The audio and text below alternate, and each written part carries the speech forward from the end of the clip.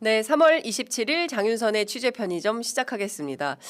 저희 취재 편의점을 애청하시는 분들 가운데 해외에 계시는 분들이 굉장히 많은데요. 노미님께서 또 뉴욕에서 너무 뭐랄까 이렇게 저희가 함께 이제 멀리 떨어져 있긴 합니다만 한 마음으로 한 호흡으로 함께하고 있다라는 인상이 너무 깊어서 제가 소개해 드릴게요. 취재 편의점 안녕하세요. 뉴욕은 오늘 초여름 같은 날씨였습니다. 그렇구나. 퇴근도 했고 저녁도 먹고 내일 아침 마실 커피도 갈아놨더니 이제 편의점 시청할 시간이네요. 다들 여유로운 마음으로 주말을 기다리며 함께 시청하면 좋겠습니다. 와, 너무 그 일상이 평온하기도 하고 파업하시느라고 고생 많으셨는데 제가 언제 정말 그 노미님 뵈러 뉴욕은 정말 가야 될 것 같다라는 생각이 좀 듭니다. 소피아님께서도 이번 주말에는 피자와 와인 굿 이렇게 하셨고요. 두 분이 서로 주고받고 계십니다. 주말에 저는 멕시칸이나 배달시키려고 합니다. 멕시칸이 어떤 건지 궁금합니다. 그 한국의 옛날에 80년대 멕시칸 치킨이라고 있었잖아요. 네, 그것도 생각이 나는데 그런 컨셉인 건지 또 궁금합니다. 여러분들께서 댓글로 함께 해주셔서 늘 힘이 납니다. 서울도 봄이 성큼 다가왔습니다. 어제는 낮에 제가 그 국회에 가서 라이브 하는데 덥더라고요. 햇볕이 장렬하니까 이게 얼마나 더우려고 벌써 이렇게 햇볕이 뜨거운가 이런 생각이 들었는데요. 서울 시내 다녀보면 목련 이제 다 폈고요. 개나리도 활짝 폈습니다. 요 가운데 겨울에 자주 드시는 음식인데요. 호떡 드시는 분들이 영상에 잡혔습니다. 대통령께서 오늘 아침에도 X를 2개나 올리셔가지고 저희가 X 얘기, 이재명 대통령의 X 얘기부터 시작을 해야 될 것 같은데 너무 재밌어서 일단 우리 호떡 영상 먼저 함께 보시겠습니다.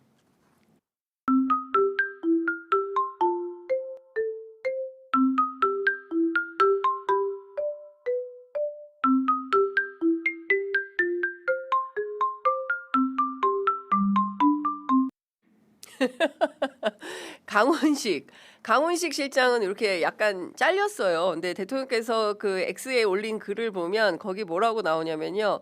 훈식이성, 가만있어 봐. 이게 여기 라이브 방이고.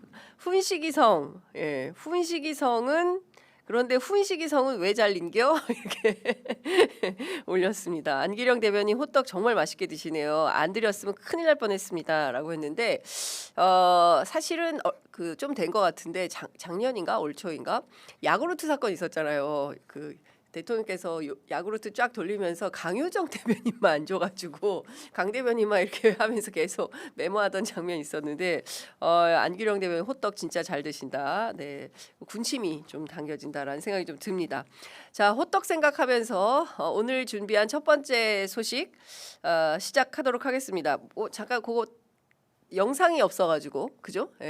바로 그냥 시작할까요? 자, NBS 여론조사 말씀을 좀 드려야 될 것 같습니다. 이재명 대통령의 긍정평가가 취임 후 최고치를 찍었습니다. 69%예요. 사실상 70%. 그러니까 국민 10 가운데 7명은 잘하네, 잘한다 이런 평가를 하고 있다는 것입니다. 임기 초반보다 지지율이 계속 오르고 있어요. 그렇죠? 대단한 겁니다. 제가 재밌는 현상을 하나하나 이제 지금부터 분석을 해드리려고 하는데요. 그 23일 지난 23일부터 25일 만 18세 이상 1,002명을 대상으로 진행한 NBS 전국 지표조사입니다. 4개의 그 여론조사 회사가 함께 해보는 그런 조사입니다. 2주 만에 한 번씩 하는 조사인데요.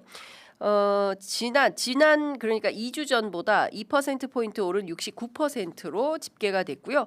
부정평가 응답은 22%로 지난 조사보다 2%포인트 하락했습니다. 그러니까 긍정은 2% 오르고 부정은 2% 떨어진 겁니다. 그리고 전체적으로 분석을 해보면 전 지역에서 긍정평가가 부정평가보다 높았다는 점이고요. 대구 경북을 제외한 전 지역에서 긍정평가가 과반을 넘었습니다. 그런데 대구 경북도 49%예요. 그러니까 대구 경북의 절반도 이재명 대통령 국정운영 잘하고 있다. 이런 긍정평가를 하고 있다는 것입니다.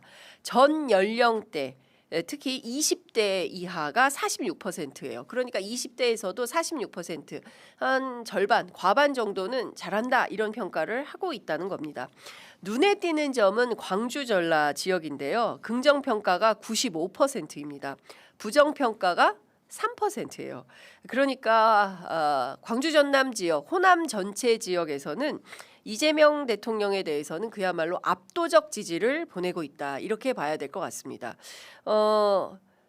95%가 긍정평가하는 것은 김대중 정부, 그러니까 이렇게 해야 될 거, 호남에서 민주당 특히 그 이재명 대통령에 대한 지지는 진짜 어마어마한 지지 기반이다라는 말씀을 좀 드릴 수 있을 것 같습니다. 과거에 TK가 국민의힘에 대해서 유사한 현상이 있었지만 이게 상당히 많이 흔들리면서 최근에는 어떻습니까? 이따가 말씀드리겠지만 정당이 사실상 국민의힘에 대한 지지와 애정은 엄청나게 떠났다 이렇게 봐야 될 것 같습니다. 재밌는 점은 조국혁신당이에요. 조국혁신당 지지자들은 100%가 지지합니다. 100%가. 이거 북한에서나 있을 수 있는 숫자 아닙니까? 제가 이 여론조사 숫자 보다가 한참 웃었는데요. 조국혁신당 지지자 100%가 지지를 하는 반면에 민주당 지지자들은 96%가 지지하고 부정평가는 3%가 존재합니다. 물론 조국혁신당 표본 수가 굉장히 작습니다. 24명이에요. 24명 매우 제한적이긴 하지만 상당히 재밌는 현상이다라고 생각이 좀 되고요. 그럼 보수당은 어떤가? 이걸 좀 살펴볼 필요가 있는데 개혁신당 지지자들의 53%가 긍정평가를 하고 41%가 부정평가를 하고 있었습니다. 그러니까 개혁신당 지지자들조차도 53% 그러니까 과반 이상은 이재명 대통령의 국정 운영에 대해서 좋은 평가를 하고 있다라는 겁니다. 그렇다면 국민의힘은 어떨까 살펴보겠습니다. 국민의힘 지지자들도 긍정 34, 부정 56. 물론 이제 부정 평가가 56으로 집계가 됐지만 조국혁신당이나 민주당과 비교해 보면 사실 여기서는 국민의힘이 부정 평가가 막 올라야 되잖아요. 뭐 8, 90 이렇게. 근데 그렇지가 않다. 여전히 긍정하는 평가가 10 가운데 셋 이상은 국민의힘 지지자라 할지라도 이재명 정부에 대해서 굉장히 좋은 평가를 하고 있다라는 것입니다. 그러니까 부정평가도 과반 정도 수준에 머물렀다 이렇게 볼 수가 있을 것 같아요. 그러니까 전체적으로 분석을 해보면 전 연령, 전 세대라고 할 수 있겠죠. 전 세대 그리고 전 지역에서 고르게 긍정평가가 계속 상승, 우상향하고 있다. 이런 분석이 가능할 것 같습니다. 자, 부정평가가 높은 지역은 그러면 어디냐? 이걸 살펴보면 대구가 가장 높았습니다. 그리고 그 다음은 어디였을까요? 서울입니다. 그러니까 서울이 부정평가가 대구, 경북에 이어서 높다라는 것은 이번 지방선거 더불어민주당이 긴장을 늦추지 말고 끝까지 제대로 된 경선관리, 과정관리, 선거관리를 해야 된다. 잘못 삐끗해서 콩할 만한 거라도 예를 들어서 민주당에 대해서 비판하거나 이를테면 부정평가할 만한 거리 또는 빌미를 주면 그때부터 여론이 확 뒤집힐 수가 있다. 그러니까 서울이나 TK는 여론 관리를 굉장히 신중하게 그러니까 그 후보들 누구라도 티끌 하나 먼지 하나 문제가 생기지 않도록 관리해야만 승산이 있는 게임이 될 것 같다라는 생각이 좀 듭니다. 무엇보다 제일 중요한 것은 도덕적 흠결입니다. 뭐 사소한 거짓말, 그죠? 그리고 사소한 어떤 그 잘못된 행태 이런 것들 발언, 그렇죠? 무슨 뭐 대표적인 게 노인 폄훼 발언 이런 거 아니겠습니까? 이런 것들이 생기지 않도록 철두철미하게 뭐 당 차원이든 뭐 어디든 관리가 필요하다라는 겁니다. 조국혁신당 100% 지지는 여러분들 어떻게 보세요? 댓글창에 의견 주시면 제가 소개해드리도록 하겠습니다. 자, 그러면 국정 방향성은 어떠한가 물었습니다. 올바른 방향으로 가고 있다. 67. 잘못된 방향으로 가고 있다. 25로 집계가 됐습니다. 그러니까 대체적으로 이재명 정부의 국정 운영 방향은 옳은 방향으로 가고 있다. 이것 역시도 67%니까요. 10 가운데 6.7은 잘하고 있다. 이렇게 평가를 하고 있다고 봐야 될 것 같습니다. 재밌는 점은 이 국정 방향성에 대해서도 유일하게 100% 100% 지지한 정치 집단은 조국혁신당이라는 점입니다. 저는 이게 참 재밌었어요.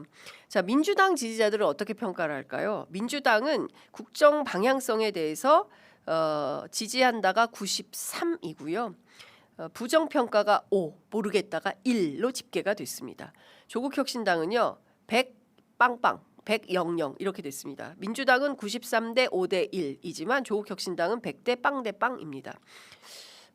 앞서도 말씀드렸지만 표본수는 매우 제한적입니다. 그렇다 하더라도 이것은 대단히 특이한 현상이다라는 겁니다. 자, 그래서 제가 궁금한 게 있어서 그렇다면 진보 성향의 유권자들은 어떻게 평가를 하고 있을까라는 점을 주목해서 봤습니다. 진보 성향의 유권자들은 91%가 긍정, 그리고 부정 평가는 7%로 집계가 됐습니다. 재밌는 점은요. 최근에 이재명 대통령이 직접 발주한다고 봐야 되겠죠. X를 통해서 정책들이 진보적 의제보다는 보수적 의제를 많이 던지고 있습니다. 그렇지 않습니까? 하나하나 살펴보면 실제로 진보 아젠다보다는 보수 아젠다를 던지고 있습니다. 그럼에도 불구하고 반응은 어디서 옵니까? 진보에서 온다. 되게 재밌는 현상 아니겠습니까?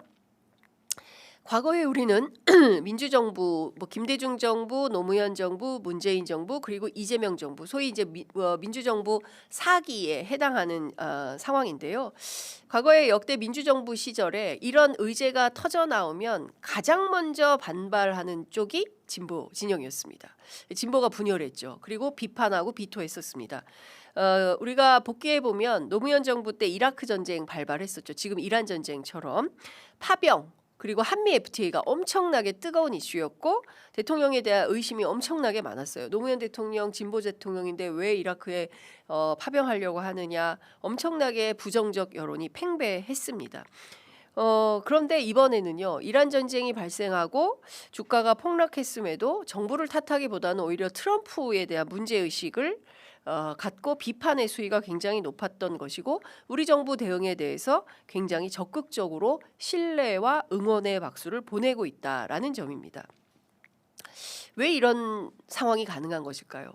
노무현 정부 때는 막 이렇게 비판 여론이 잠식했는데 이재명 정부 때는 왜 이렇게 긍정평가가 전쟁 복판에 사실은 민생이 굉장히 어렵고 오늘 뭐 좀 이따 말씀드리겠지만 유가가 또 2,000원대로 다시 또 올라가고 뭐 이런 상황임에도 불구하고 왜 이럴까요? 뭐 아전인수라고 하시면 또 저는 그건 아니라고 생각하는데 20년 전과 비교해 보면 가장 눈에 띄는 변화는 미디어 환경의 변화에 주목할 수 있다고 생각합니다. 노무현 대통령 집권 시기에는 조중동 문매 기억하십니까? 조중동 문매, 문화일보, 매일경제. 진보 언론 힘이 굉장히 약했습니다. 그리고 당시에 진보 언론들마저도 이 대열에 동참해서 뭐 이라크 파병이라든가 한미 FTA에 대해서 굉장히 비판적 보도를 했었죠. 그러니까 보수 언론의 각과 또 다른 측면에서 진보 언론도 상당히 비판을 했었죠. 이때 진보 언론들이 문매를 많이 맞았습니다. 그리고 지지자들이 대거 이탈하고 뭐 절독운동 뭐 이런 것들이 있기도 했었습니다. 그런데 이재명 정부의 경우에는 계엄과 탄핵을 겪으면서 영향력이 생긴 유튜브 기반 매체들이 실시간 라이브 방송을 사실상 24시간 풀 가동을 하고 있습니다. 따라서 여론이 특정한 방향으로 치우치지 않고 견제와 균형의 역할을 하고 있고 잘한 것은 잘했다. 좀 더 힘을 내라. 응원하고 있고 또 반대로 이진숙 전 교육부 총리 후보자의 경우나 이해훈 전 기획부 장관 후보자처럼 좀 국민 눈높이에 안 맞는 문제에 직면했을 때는 가감없이 비판의 날을 세워서 워치독 기능을 하고 있습니다. 그럴 때마다 이재명 대통령은 이런 여론을 또 적극적으로 수렴을 했죠. 결국 이진숙도 낙마했고 이해훈도 낙마했습니다. 검찰개혁과 관련해서 뭐 여러 가지 설왕설래가 있지만 제가 취재해서 보도해드린 게 팩트예요, 여러분. 그러니까 3월 15, 16, 17 토, 일, 월 이게 소위 얘기하는 검찰개혁의 빅데이였다. 이때 대통령께서 1시간 반 동안 홍익표 정무수석과 문 딱 걸어 잠그고 조문 하나하나 1시간 반 동안 다 보고 뺄 것은 확실히 빼고 조율할 것은 조율하고 위헌적 요소가 있어서 이거는 양보하기가 어렵다. 이를테면 검찰총장 명칭 같은 것이죠. 뭐 검사들 다 자르고 재임용 뭐 이런 것들은 불가하다. 이런 원칙적인 것들이 조율되면서 당정청 협의안이 나온 거 아니겠습니까? 이게 정리가 된다는 거죠. 작용과 반작용, 결국에는 여론 수렴.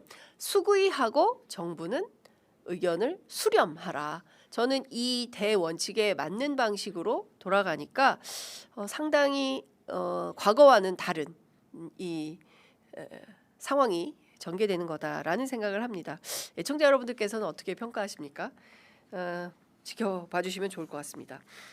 정당 지지도는 상당히 또 벌어지고 있습니다. 더불어민주당이 46%고요. 국민의힘이 18%를 각각 기록했는데 지난 조사와 비교해 보면 민주당은 3%포인트, 국민의힘은 1%포인트 각각 오르기는 했지만 이 분위기 18%, 20%가 안 넘어요. 이건 무슨 얘기냐면 투표장에 국민의힘 지지자들은 거의 안 나온다고 봐야 된다. 이번 선거 건너뛴다 이렇게 봐야 될 것 같습니다.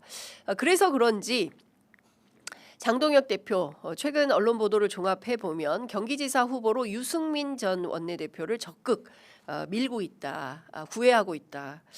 근데 나올까요? 나온다면 또 나올 토대를 만들어야 될 텐데 개그맨 이혁재 씨를 또 국민의힘 청년 무슨 청년 그 후보자 선발하는데 심사위원으로 지명을 해서 큰 논란이 되고 있지 않습니까? 이 사람이 과거에 룸살롱 폭행 뭐 별별 온갖 문제적 상황에 직면했던 연예인인데 이런 사람을 데려다 놓고 또 어떤 일을 하려고 하는가에 대한 비판이 있을 수밖에 없다라는 생각이 좀 듭니다.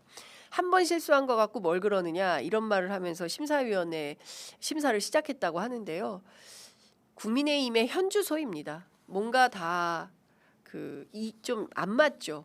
그리고 박민영 대변인 또 유임시키고 이러면서 또 유승민 전 대표한테는 구애를 하고 뭐 어떻게 하자는 건지 각이 안 선다라는 생각이 좀 듭니다. 그리고 더불어민주당의 경우에는 전 연령대에서 국민의힘 지지율을 앞질렀습니다. 그리고 지역별로도 대구 경북을 제외한 전 지역에서 국민의힘보다 높은 지지를 받고 있는데요. 22대 국회 개원 이후 민주당이 집권 여당의 역할을 잘하고 있느냐라는 질문에 긍정평가가 53, 부정평가가 39였습니다. 반대로 국민의힘은 야당 역할 잘하고 있느냐라고 물었을 때 긍정평가가 16%에 그쳤고요. 부정평가는 75%였습니다. 특히 텃밭인 TK에서도 부정평가가 74예요. 긍정평가가 15%고 대구 경북에서 국민의힘 어떻게 될까요? 제가 보기에는 TK도 국민의힘에 등 돌렸다. 이게 바로 NBS 전국 지표조사로 확인이 된다라는 생각이 좀 됩니다. 여전히 윤 어게인 늪에 빠져서 헤어나오고 있지 못하기 때문에 정상적인 판단을 하는 상식적인 보수 유권자들은 국민의힘을 도저히 지지할 수가 없는 것입니다. 따라서 민주당으로 이탈하거나 아니면 무당층으로 남아서 계속 관망하는 이런 현상이 지속되는 게 아닌가 싶습니다. 다른 거 다 떠나서 이번 지방선거에서 현 정부의 국정 안정을 위해서 여당의 힘을 실어줘야 하냐 야당의 힘을 실어줘야 하냐 분석을 했는데요. 여당의 힘을 실어줘야 한다는 응답이 53, 현 정부를 견제하기 위해서 야당의 힘을 실어줘야 한다는 응답이 34%로 집계가 됐습니다. 자세한 내용은 중앙선거 여론조사 심의위원회 홈페이지를 참조하면 되겠습니다. 자, 다음 준비한 소식 영상으로 만나보시겠습니다.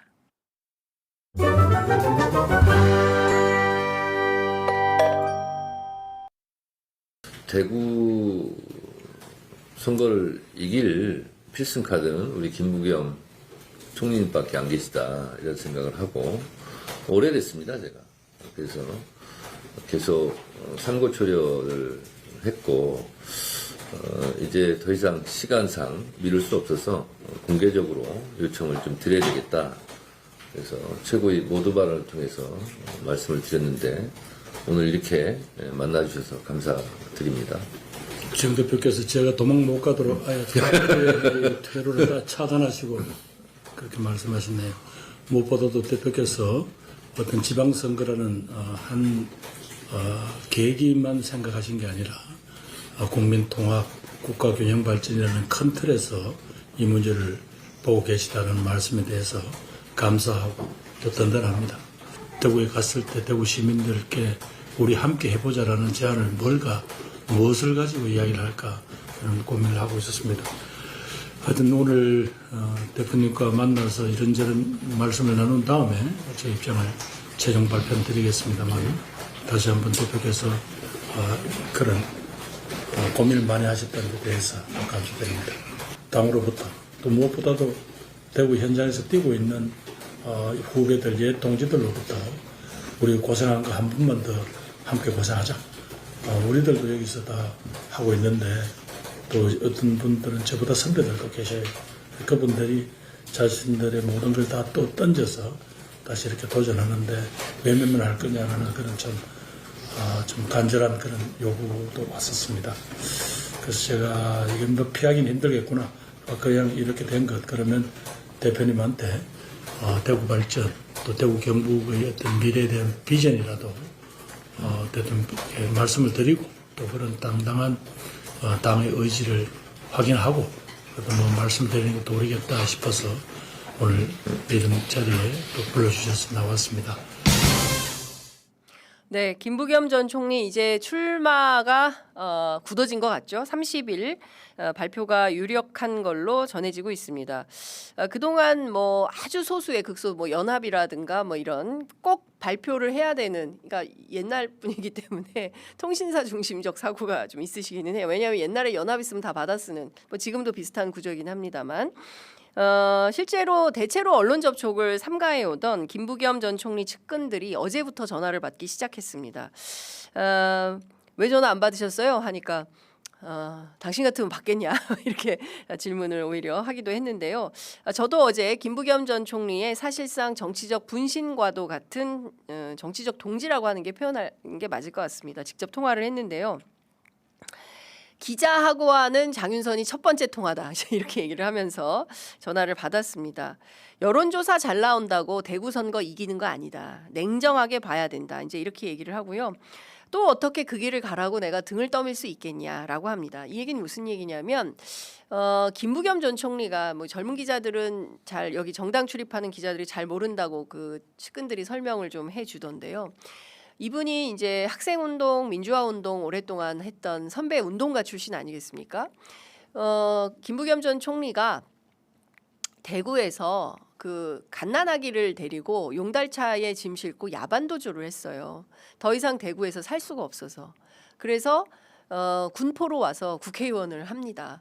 그리고 군포에서 삼선하고 나서 내 고향 대구로 가서 출마하겠다고 해서 수성을로 가죠. 수성을. 근데 졌어요. 지고 계속 낙선을 합니다. 대구의 변화를 누가 어떻게 끌어낼 거냐, 어떻게 하면 이 동토의 땅 대구를 녹일 거냐 늘 고민하고 평생에 그게 저분의 과업이기도 합니다. 이번에 별별 소리가 벌써 다 돌고 있다고 해서 캠프 안에서는 참 이건 아니다라고 생각을 한다는 얘기도 하던데요. 벌써부터 이거 뭐 대선 가려고 군불대는 거 아니냐라는 소리가 들린다는데 지금 캠프에서는 전혀 그런 생각은 하고 있지 않다. 오로지 딱 하나 대구만 생각하고 있다라고 합니다. 무엇보다 대구의 후배, TK의 후배 정치인들이 김부겸 저렇게 불러대고 있는데 어떻게 외면만 하고 있냐. 이건 또 김부겸답지가 않다. 그래서 이번에 직접 등판하게 된 것이다 라고 설명하기도 합니다. 무엇보다 대구는 쉽지 않은 거 여러분도 아시죠? 막 기자들도 잘 알고 있죠. 막 이렇게 오히려 반문을 하고 있는데요. 무엇보다 여론이 굉장히 중요한 선거이기 때문에 얘기되는 유튜브 언론은 이번에는 모조리 다 출마한다. 이분이 계속 출마를 출연을 꺼리기도 하고 했었어요. 그런데 이번에는 기성 언론 중심으로 하지 않고 유튜브 매체 뉴미디어와 함께하는 선거 캠페인을 해보겠다라고 하고 있습니다. 취재 편의점에도 곧 출연을 하시지 않을까 생각이 되는데요. 저도 일찌감치 번호표를 끊고 네, 출연 대기표를 좀 끊기로 했습니다. 어제 14분 정도 대화하는 장면이 라이브로 방송이 좀 됐습니다.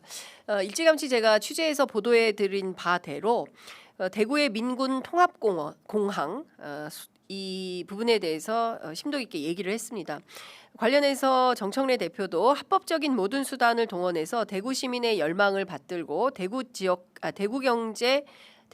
경제 발전에 이바지하겠다라고 밝히고 대구의 대전환을 지방선거를 통해 실현하고자 하는 게 민주당의 꿈이다라고 강조하기도 했습니다. 도망 못 가도록 아예 퇴로를 차단해 버렸다 이렇게 얘기를 하기도 했는데요. 고생한 길에 한 번 더 고생하자. 모든 것을 던져서 도전하는데 외면할 것이냐는 간절한 요구가 있었고 이것을 피하긴 어려웠다라는 설명을 하기도 했습니다. 30일 기자회견을 대구에서 또는 서울에서 두 차례에 걸쳐서 할 수도 있다는 얘기도 나오는데요.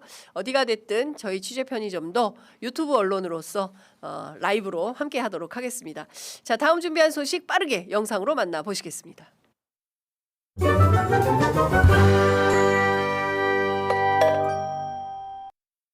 국제에너지기구가 이번 위기를 1970년대에 있었던 두 차례의 오일쇼, 그다음에 2022년에 있었던 러우 전쟁의 충격을 합친 것만큼 심각하다고 평가합니다. 현재의 에너지 위기는 국민 일상 곳곳에 예상치 못한 부담과 불편을 초래할 수 있는 만큼 정부는 사소한 부분까지 놓치지 말고 미리 대비해야 되겠습니다. 공공부문은 차량 오부제를 비롯해서 솔선수범해야 되겠고 또 국민 여러분께서는 대중교통을 이용하거나 또 에너지 절약 등 일상 속의 작은 실천에 적극 동참해 주시기를 요청드립니다. 더욱 지혜를 모으고 또 고통을 나누는 연대가 절실한 시점입니다. 내일부터 혹시 어제 주유하신 분? 네, 주유. 예. 어제 제가 이제 주유소 두어 군데를 가봤는데요. 엄청나게 줄이 많이 서 있었습니다. 이유는 오늘부터 최고 가격제가 갱신이 되면서 모든 매스미디어에서 2,000원이 넘을 것이다라는 전망, 넘을 수밖에 없다. 물론 이제 정부에서도 이제 그런 얘기를 했습니다. 그래서 그런지 모든 시민들께서 일단 기름을 만땅 채워야 되겠다라고 판단을 하신 것 같습니다. 제가 주유소 사장님께 여쭤봤어요.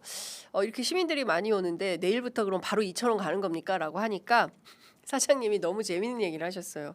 내일 바로 올리면 딱 걸려요. 그래서 우리는 한 이틀 정도 있다가 올릴 거예요. 이렇게 얘기를 하십니다.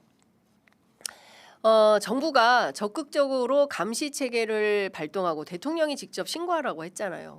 그러니까 이 주유소들도 영향을 받는 겁니다. 그러니까 정부가 어떻게 하는지를 미디어를 통해서 관찰을 하고 본인들이 태세를 결정한다. 이렇게 볼 수 있을 것 같습니다. 그럼에도 불구하고 오늘부터 휘발유와 경유 리터당 최고 가격이 각각 1,934원, 1,923원으로 오르게 됩니다. 요 가격이 2주간 지속될까요? 이따가 김준영 의원님 모셔서 상세한 말씀을 좀 들어봐야 될 것 같은데요. 이 전쟁이 끝나지 않는 한 또 호르무즈 해협이 좀 풀리지 않는 한 어렵지 않을까. 이란에서 또 돈 받는다는 거 아니겠습니까? 통행세. 이 부분 어떻게 해야 될지. 특히 어제 이란 대사가 한국 기자들을 불러 모아놓고 한국과 이란은 적이 아니다라고 하면서 미국이 요구하는 데에 발맞추지 말아라라고 언급을 하기도 했습니다. 우리 정부의 고민이 깊어질 것 같습니다. 그럼에도 불구하고 민생의 최적도라고 생각하는 그 전기세와 관련해서는 현 체제를 유지하겠다라는 대통령 인상 없다라고 분명히 입장을 밝혔습니다. 다만 우리 정부가 하기 때문에 이 전기세와 관련해서 전기요금을 그러니까 전기는 너무 많이 쓰고 요금은 또 낮고 하니까 이 한전의 적자, 누적 적자를 어떻게 할 거냐 이제 계속 고민이 되는 부분인데요. 이 부분에 대해서도 좀 그 지혜로운 논의가 수구의 과정이 필요하지 않나 싶습니다. 이럴 때일수록 전기 에너지 아끼면서 써야 되지 않을까 싶기도 합니다. 막 70년대, 80년대 어머님들이 하시던 말씀을 제가 또 하고 있나 이러다가 꼰대 소리 들으는 거 아니야? 라는 생각도 들지만 위기가 닥쳤을 때 어떻게 하겠습니까? 서로 조금씩 나누면서 우리가 함께 이 공동체의 위기를 잘 돌파할 수 있는 지혜를 마련하는 것도 우리 몫이다 싶습니다. 자, 오늘 준비한 뉴스 퀵배송 여기까지 하겠습니다.